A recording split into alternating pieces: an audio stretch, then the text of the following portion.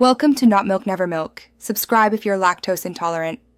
You begin by confirming prerequisites, back up your world and server files, and install Java plus NBT Explorer. Once done, generate the new UUID with a trusted tool and note the target username. You must locate player data and user cache, JSON to map names to UUIDs. Make sure file permissions allow edits.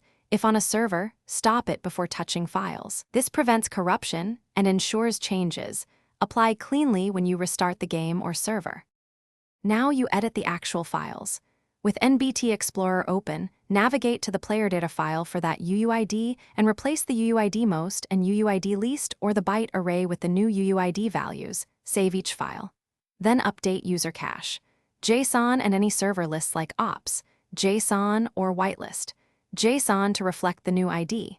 Once finished, verify file integrity and double-check for trailing commas in JSON files to avoid parse errors when the server. Finish by restarting the server or launching single player to confirm the player spawns with correct data. If inventories or homes appear missing, restore the backed up player data and repeat the UUID right carefully. Small mistakes in byte order or JSON break associations.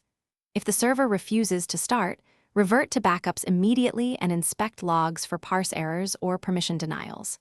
One key troubleshooting tip: always test on a copy first, so you can iterate without risking live data.